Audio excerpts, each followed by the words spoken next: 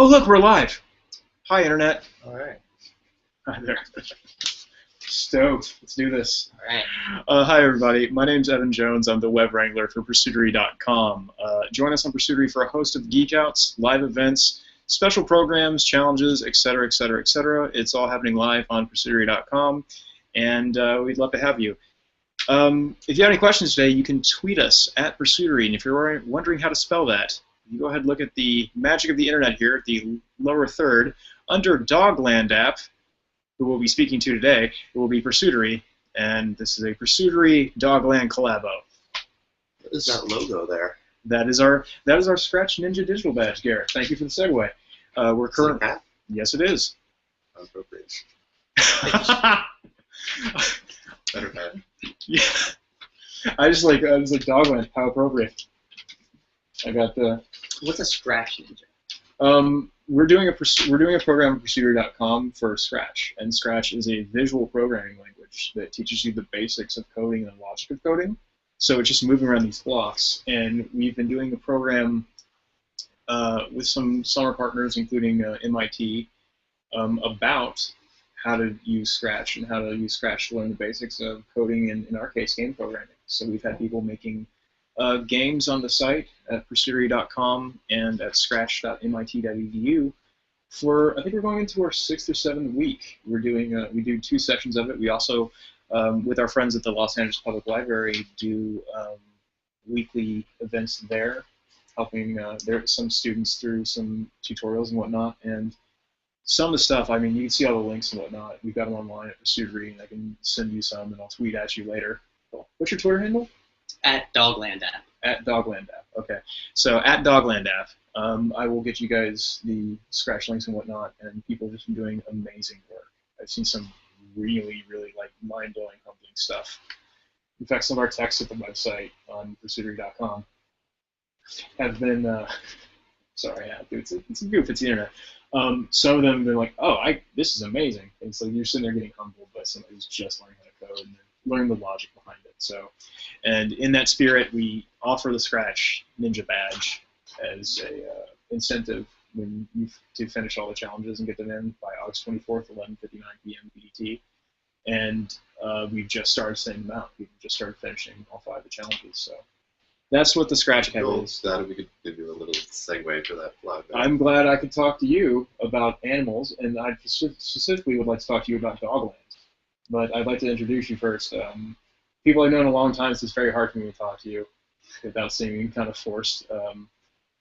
You are? I am Jonathan Holker, and co-founder, CEO of Better Pet, which is our company, and our flagship product is Dogland. And this is my buddy since 1st grade from Baltimore. I'm Gareth Wilson, so I'm the president and creative director. President, Better Pet, yeah. Yes. So there you are. There's your segue. So there's so much to talk about with dogs and technology. You are currently running Dogland. That's the main thrust of what you're doing right now? Yes. Okay.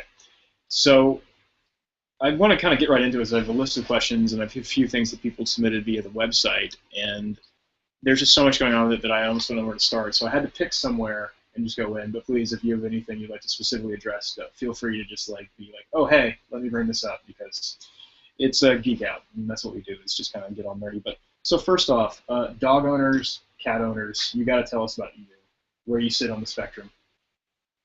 I'll let John answer that first.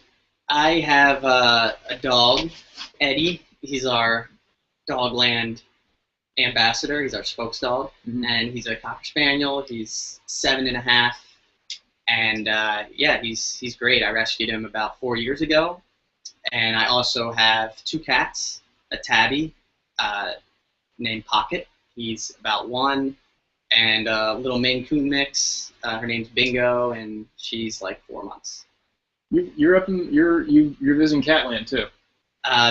Cat World. Cat World is what we're thinking about next, but our focus now is, of course, not for a while. We Dogland. have a lot to do with Dogland. Oh, yeah. I just meant in life in general. In general, I didn't Catland, know. yeah. Yeah. Oh yeah, no, it's He's become it's like animal. a cat person as well as a dog person. I didn't know you. Yeah, I never grew up with cats, so I didn't really know that much about them. But I've always loved animals, and then Miriam and I got, Sheila had cats, and then so when we moved in, we got a couple cats, and they play, and they get along with Eddie, our dog. So it's, yeah. Cats are amazing. And it's also one of those things, like, I didn't grow up around cats, so like when I first was around cats, I didn't know how to act, and I would treat the cat like a dog. Like, I bark at my friends' cats, like, playfully. Yeah. And the cats will look at me like, "What is wrong? Dude, I'm not a dog. Stop it." Yeah. But then, like, you sort of notice things that are, like, close enough to... I was raised with dogs, and you notice things that are close enough to dog tendencies. There's a few things. I mean, they're very different, but I notice a lot of cat owners love to say, "My cat's cool. It's not like a normal cat. My cat's like a dog." And I caught myself saying that a few times. She's not really like a dog, but she does play fetch. So I assume this is your secretive way of telling me that you were a cat owner. I'm a cat owner, but obviously I love dogs. Yeah. And I plan to get a dog. My building does not allow dogs, but I have my dog, my family dog up in Oregon. Grew up with dogs. I saw your dog. Yeah, I mean, I love both cats and dogs, but we do find that a lot of our users actually feel the same way. But then there's a pretty big segment of dog owners that don't like cats at all, and are actually pretty bitter against cats. So that's why we didn't think it was a good idea to mix into one giant pet land, because we feel it's best to keep them separate. Although we'd love to do something with cats as well. Yeah, animals being animals. It's exciting stuff. With that said, we kind of broke into we're doing first things last in a way. Tell me about what Dogland is, the general Dogland, and how it all got started. Just give me the Dogland story, if you could. I think it's kind of fascinating. Yeah. Well, first, an overview of what Dogland does. It's an app for dog lovers. It's an iOS app, a free iOS app, and it's a fun resource for dog lovers. It's kind of a community-driven utility in that you open it up and you can see nearby dog-friendly places, parks, trails, hikes, vets, rescues, dog-friendly cafes, other services, veterinarians, and you can also see local dog lovers nearby. And we're going to plan to roll out so you can see local walkers, dog walkers and trainers. So it's kind of a fun social resource. The way we thought about it was, we know dog lovers love to share photos and videos, so we can create this community of people sharing cute photos and videos. We can also take that community and have them help us create this massive resource of dog resources, of dog-friendly places, and just different things that dog owners can do that they may not know about in their community. Yeah. So, for instance, I've got my dog. I don't want to leave. I want to get some exercise. I want to get my dog get some exercise. I'm hungry at the same time. Can I kill a couple birds with one stone? Can I find out if I go to this place, are they cool with me taking my dog there? Is that the basic concept of it? You can check on the app and find out? Yeah, absolutely. Yeah, But it's dog-friendly places like restaurants, cafes, dog-friendly hotels, dog parks, vets, pet stores. And we're also opening it up to events. There's so many cool things going on in town for dog owners, and there's no really good central resource to find out all that information. And because our app is driven by our community, it's always up to date, whereas a website is listing information, can become outdated. Yeah, and a lot of dog owners that I've spoken with, and I felt this way, certainly feel kind of lost about the best resources and information and services around me in my community. But I guess we kind of didn't get to the actual question, which was how we started Dogland. Yeah, because I remember you from this mysterious program several years ago that we entered into, like some form of digital ninja tree to keep the theme going. Yeah, I mean, Dogland actually started as our thesis project where we first met Evan at USC in the Annenberg program for online communities.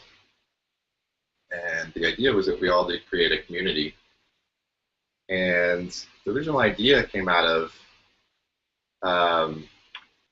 just sort of thinking about ways that having a pet can help you be more social. and can open up a lot of opportunities. People were talking a lot about different social apps at the time, and the idea was sort of, if you use dogs as an icebreaker, that could be a great way to sort of make it more natural to interact with someone through an app. Yeah. Then it's just sort of expanded to become more of a tool as we started to add the different information on dog-friendly places. You saw the utility. Yeah.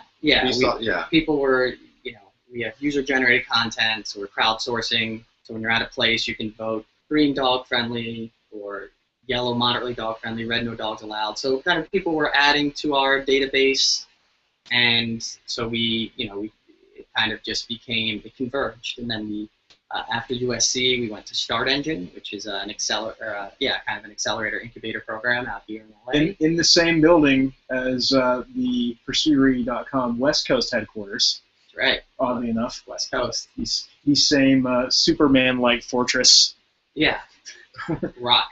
They call it the Rock. The Rock. Yeah. Should just Sean Connery and should just be on a giant cliff overlooking the ocean.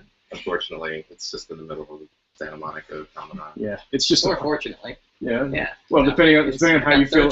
Right, depending on how you feel about parking, but I'm trying to go nationwide with it for the users. I always found yeah. Well, let's go worldwide. Yeah. Dogland's worldwide. Yeah. When you talk about when you talk about Los Angeles, it's funny because it always becomes like, oh, let's talk about our block. Right. I never thought I'd be like that, and now I'm like that all the time. But we represent the East Coast. We love Baltimore. Merlin. Baltimore. Balmer. Yeah. So Start Engine was great. It's where we met our CTO and lead developer. So just for talk to me like I'm 5 years old, because I sort of am. What exactly is a CTO? It's our chief technical officer. So he's our developer, one of our programmers, and he's a UCLA grad. Mm-hmm. And our lead developer, Guillermo, is a UCLA grad, and obviously we're USC. But we made up and we met, and Start Engine gave us some funds. The love of dogs united us all. Exactly. Just like it does for your audience. There you go. So then after Start Engine, we've just been growing the community and raising money and improving the user experience. Cool. So that's the good. That's what you guys do now. It's just like we work on Dogland pretty much 24/7. Look like dogs. Yeah.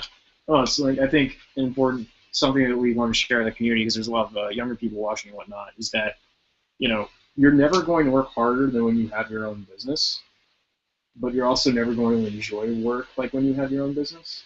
It's like, hey, this didn't exist until I did that, and we also on the website we talk about Scratch. We see the same thing. We've got 400 some odd projects all the time to look through. We have hundreds of projects to look through and stuff to look through that people submitted. And the idea is the same as what I think you're seeing as entrepreneurs and former students who became businessmen.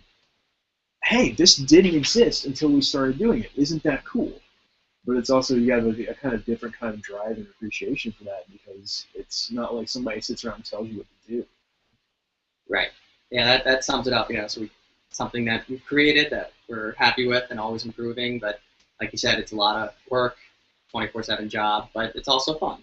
It's also great. It's definitely a lot of pressure as well. I mean, it is great to be working on something that you created and not have to answer to someone else. But of course, we do have to answer to other people, and we do have to, we work with our investors and advisors, and there's always pressure to do the best that we can. So it's not all totally easygoing by any means, but sounds like an adventure, though. It sounds exciting. Yeah.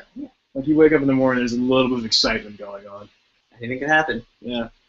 I'm going to move down my questions list. I do want to acknowledge this, though. It's like we had to move our I want to just go ahead and come out with it. We had to move our location meet today, and so we've taken everybody onto the Pursuitery away home office couch and try to cram this all in. And I'm sitting close to make sure I can knock down anybody's eye line. This is great, because now I can just jump in with a little bass solo. Yeah, I might be a little out of tune. I might be a little out of tune there. It's gonna just do the little Seinfeld riff.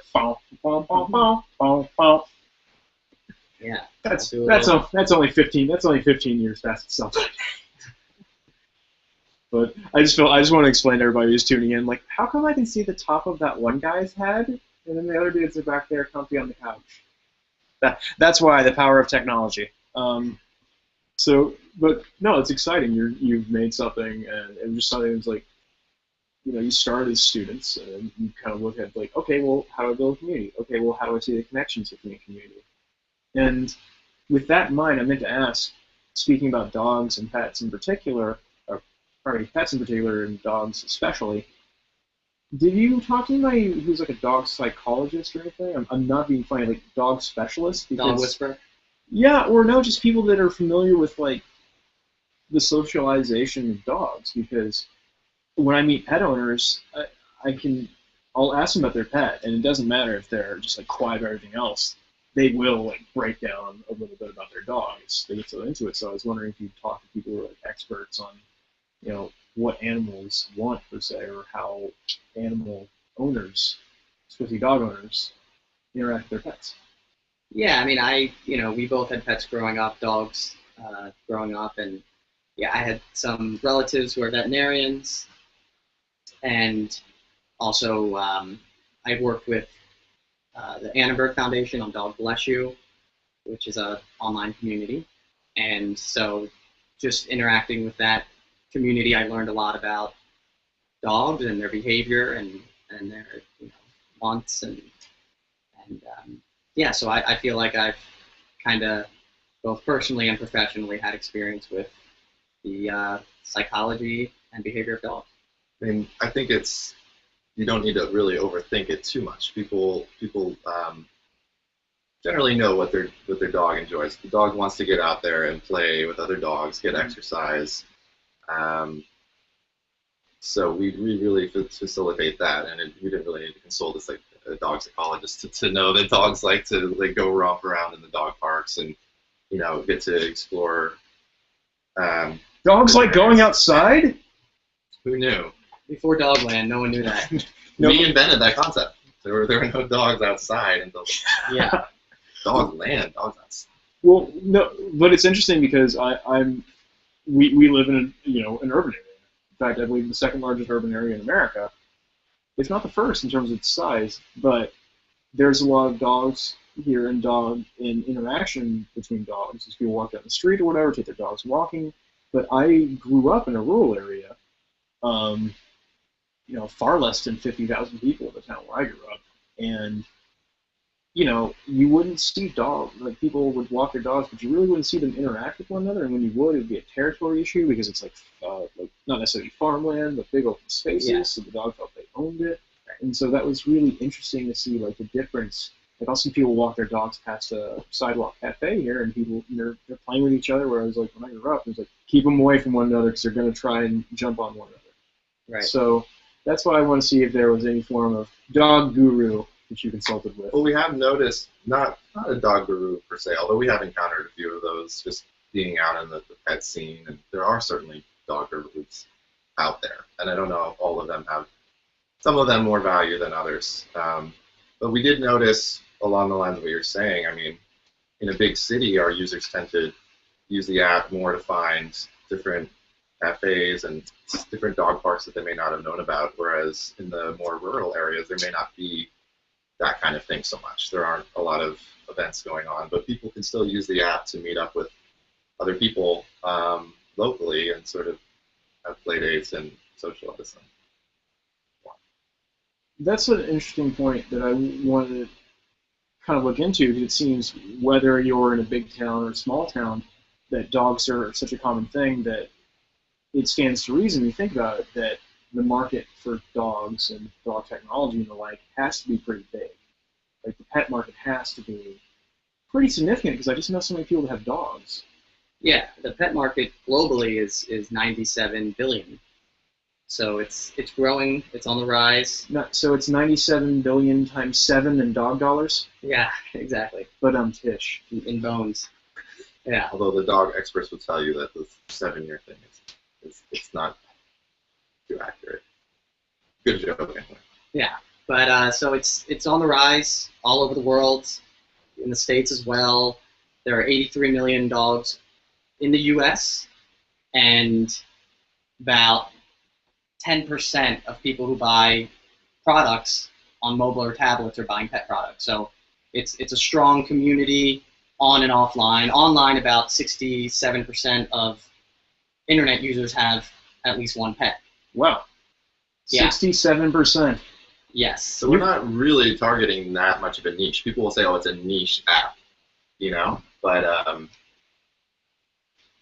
you know, it's a huge niche. It's almost like to say, you know, a dating app is a niche service because it's only for single people.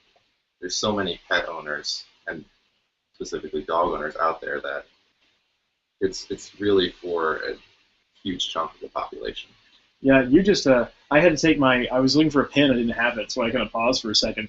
That made Twitter. That 67% thing is making Twitter. All right. That's going to happen. That's an amazing amount of people, but you think about that and, like, the importance of, you know, people consider their animals part of the family. Yeah. And it's such a big deal that it seems like it really works, but it also seems like you would face a lot of competition. Yeah. I mean, we are disrupting a large global industry with some major players, and we're trying to be unique, not just through our branding, but also through having the most complete data. So we're trying to really, you know, step ahead of a lot of what people have done and try to adapt to the mobile age, which I think a lot of the pet companies have not yet fully embraced. I think there's a danger when you're trying to create a mobile app for dog lovers to either just become purely a resource where you can look up like an encyclopedia about dog breeds, or just way too cutesy to the point where it just gets a little bit, okay, I've seen, you know, 100 dog photos, and after I look at a couple hundred more, maybe I'll want to do something. Yeah, I mean, yeah, I'll keep looking at it, but there's a limit to it as far as, you know, how many times you're going to keep coming back just for the photos. So we really wanted to take that usefulness of something like an encyclopedia, but combine it with the photo sharing and video sharing, and make something that really has long-lasting appeal. Well, the whole thing still springs from the fact that people get a lot of excitement from being a dog owner. It's also one of those things where there's a psychological benefit. Like when I'm away from my parents' animals, I go to visit my family, and the first 2 weeks, every time when I'm away from my family's animals, are like the most terribly depressing. Like you come home and like, who wants to go do something fun? Like nobody jumps up on you or barks or gets excited. It's just such a unique connection that you have. Or like we might have people used to bring dogs by where we work. You just walk down the street and you just get a random conversation about some other dog for 5 minutes. It's fascinating. Right. People love to talk about their dogs and share photos and see what other people's dogs look like. And people actually get weirdly competitive about it. Like they want to have the cutest dog. We've started doing a lot of little contests and things for our users. Just see who can get their photo, which photo can get the most digs in the week. People get really into that. They're like, my dog's that's not bad. And it's not necessarily like a vindictive thing. It's just people are really, really proud of their dogs, and they just want to feel like other people love their dog too and appreciate. Yeah, appreciate it. And it comes down to, you know, people want to feel like they're taking good care of their dog, which is really at the heart of what Dogland is. It allows you to, you know, our goal is to improve the lives of dogs and their owners everywhere.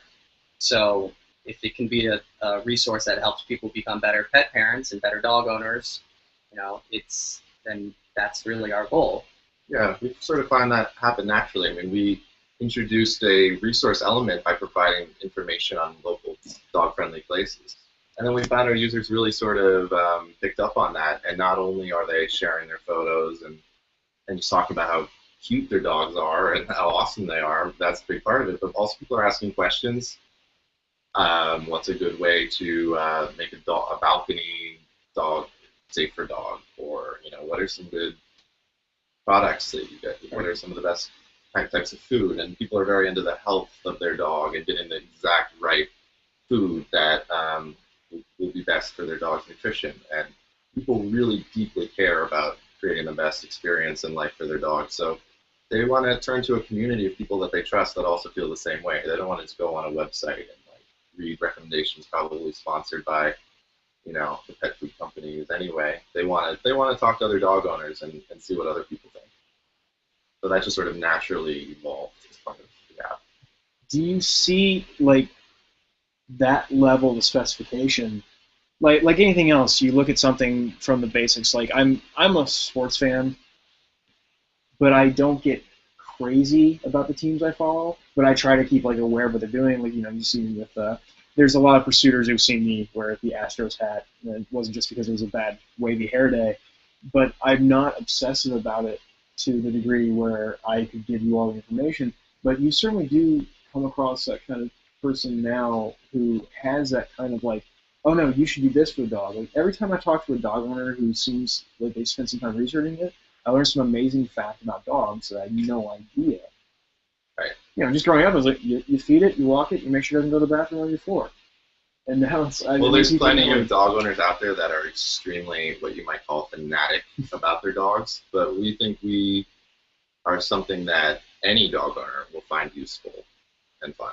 And so it's just so we give everybody, because we've been going for a little bit here, it's going to be, the app is Dogland.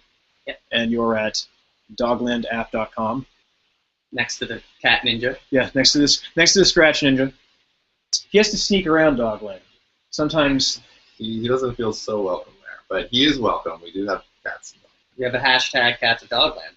He or she. I'm sure we never ascribed anything to the Scratch Cat. We like to think the Scratch Cat is beyond simple assignations. But no, as long as he doesn't app. scratch any of the dogs, it's okay. Nah, the Scratch Cats are very friendly. Scratch Cats are the best, man. Yeah. I've been doing a lot of. You should challenge somebody on the site to make a Dogland Scratch game. It's on. You can make your own. You can make your own avatar. You can make a dog. Somebody's challenging us to do Flappy Bird right now via Scratch, and somebody's challenging us to do a Doctor Who game via Scratch. A dog game. So a dog game should probably happen. So if you're watching this, Pursuiters, take Dogland up on the challenge. Make your own Dogland app game. There you go. Pretty sweet. Indeed. Super Dogland. So talking about the arc of everything, and in general, because I want to keep this relatable for everybody watching out there. 10 years ago, when you're getting out of high school or junior high, in John's case, you're so young. I didn't shave. I was trying to look older. I know. I shaved 3 times. I was trying to look younger. I failed.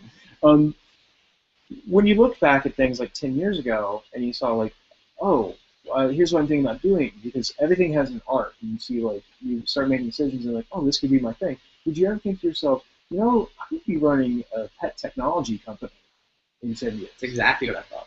Really? No. I will know. I mean, I always liked pets and dogs in particular and science and technology, but I didn't put the two together until USC. Well, you created a story called Dogland back in first grade. Well, I was going to say 10 years ago, I was a philosophy grad student, or I was about to be. How did you feel about that? And so, I never would have thought that I was going to be working in technology. I always loved technology and always been into technology since I was a kid. And I never saw myself as a business person ever. Like, I went to liberal arts college and studied poetry, philosophy, and stuff like that. So that wasn't something I really considered business-wise. But technology I've always loved. And I see so much creativity in creating a business like this. And like John said, I wrote a story called Dogland, or The Land of Dogs, when I was 10. Like a whole novel, not just like a 2-page story, like 120 pages. At the end of the month, it was meant to be. At the end of the month, there's the 3-day novel writing challenge. I'm considering being the guy who takes it on for Pursuitery.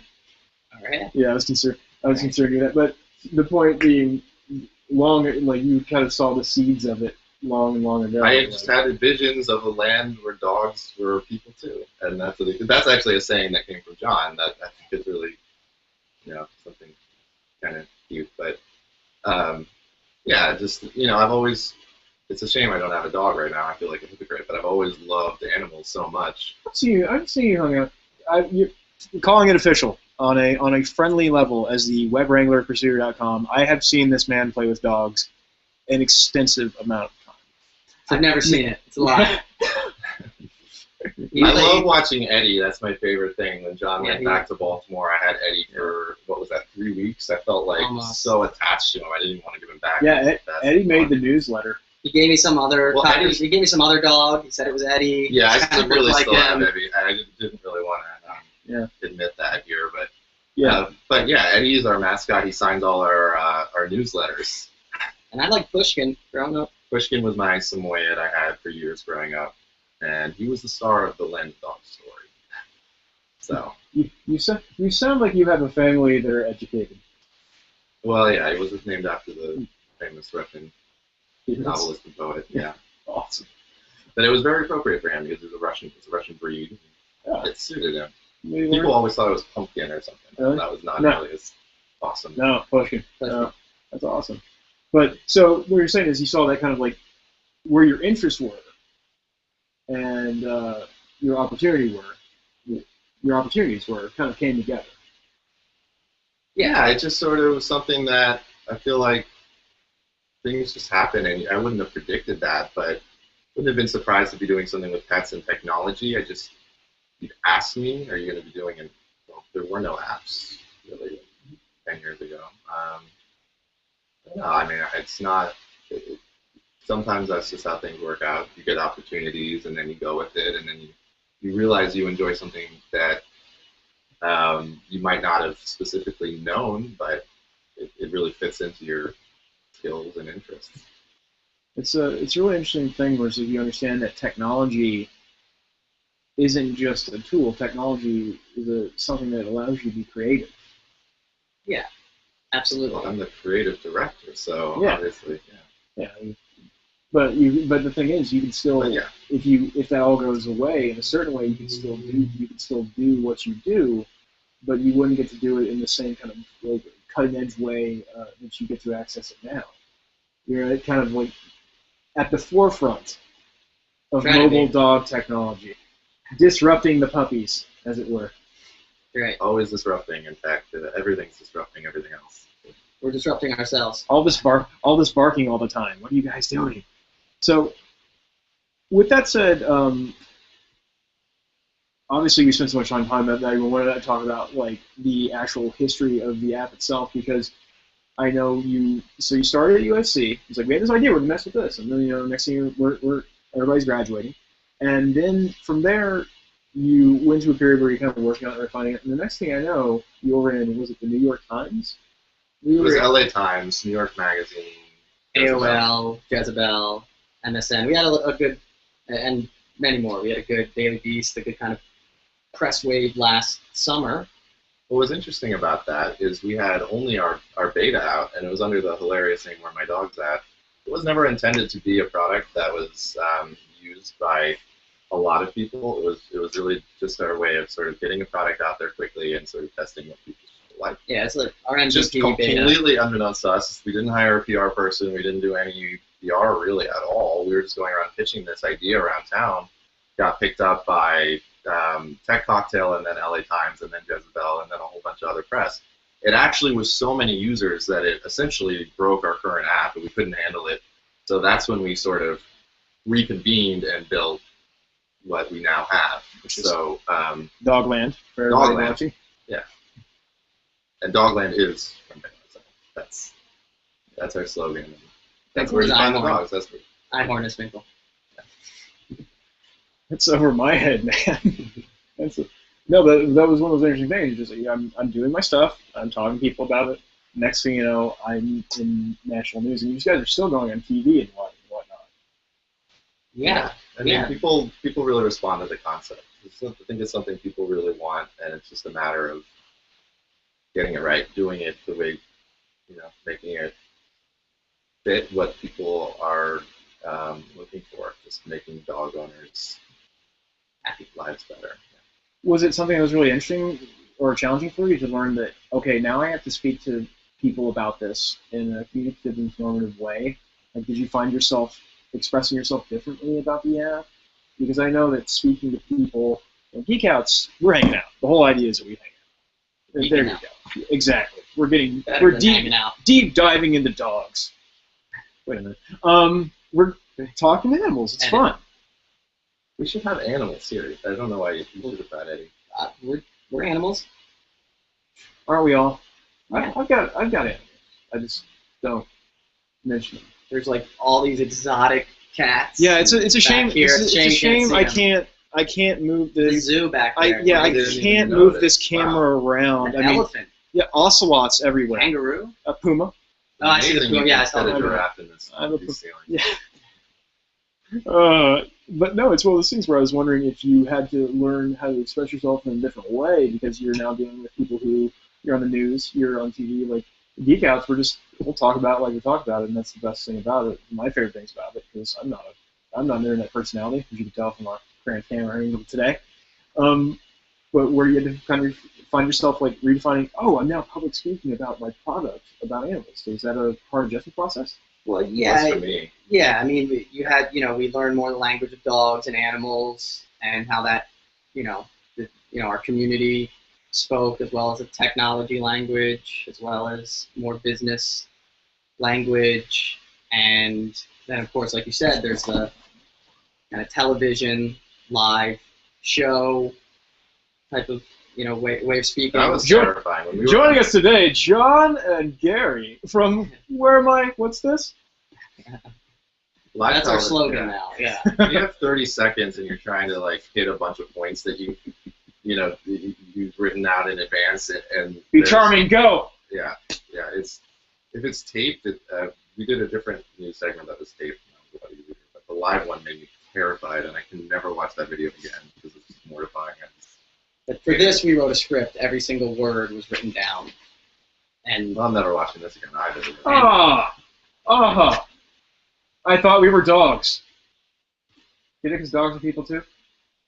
they are. Okay, that one. And That Dogland. one. Yeah, we can excise just that one part of this. At least it is live. Right? It is live. Yeah. Through the You're not magic- going to be through able to do that. Oh, I can edit a video. But why would I? Because we're having such fun time about dogs. But no, learning the process was difficult. Yeah, at times, definitely challenging. But you adapt and try to learn as much as you can from the experts. And so we... And when we go on the Tonight Show tomorrow, that's going to... But, yeah, I mean, we're hoping to keep up the media, and it's fun. You realize when you go on the Tonight Show, you have to bring like 50 dogs. You actually have to make it so notable that you've got to get on Fox Soup and all that stuff. You've got to, the soup. Pardon me. That's how out of the room I am. Me and you can see the TV is being blocked by the gorillas that I have over there. Yeah. Gorilla. Yeah. Trying to watch some TV. Yeah, and the orangutans have a lot of space here at the Pursuitery Zoo. But that's one of those things that's very interesting because you guys had ideas and you had interests when you were young. And okay, I'm going to take my background and my ideas and the things I work with and the place I've been working, be they, I know we always talk about our work history. It's kind of inside baseball, all these different places, but then you kind of put them together, and next thing you know, you're dog pet tech entrepreneurs. Well, and that's a really interesting thing, how it all kind of moves from one place to another. You're interested part of it, and the next thing you know is you're doing something that's really great and really interesting. So kudos. That's cool. Thank you. With that said, is there anything else you'd like to discuss? I know there's so much going on. What's the app up to right now? Yeah, we're working on the app, listening to user feedback, working on updates. We are raising our new round of financing. We are building partnerships and alliances. And we're doing the show right now. Yeah, well, obviously your first step towards eventual world domination is hanging out on Pursuitery.com, and we welcome you all at Pursuitery.com. That's right. First and most important. Of course. Thank you. So yeah, it's busy. It's good though. Did I miss anything? No, I think we covered a lot. Available for iTunes in the iTunes store, for iPhone. There you go. That's what that device is. One of those eyes. Yeah. The eyes have it. iPhone, iPad. Oof. We get a lot of demand for Droid. That's something we're working on. We have a lot of things we want to do. We get a lot of feedback, a lot of requests. We try to listen to all of them. And so it can be found, Dogland can be found at www.doglandapp.com, and on Twitter at At Dogland app. At Dogland app. Any other sources I should point people to?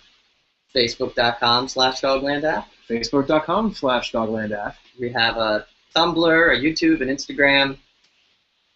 You guys are on the internet in some capacity. Mostly, we just want you to download the app. Yeah. That's where all the excitement is. So, yes. So that's what's going on there. So again, I'd like to thank you so very much for taking the time, Jon and Gareth. It's an absolute pleasure always to see you, and we're very, very proud to have you here as our first PetTech Geek Out. Hopefully not our last. Hopefully not the last time we see you all.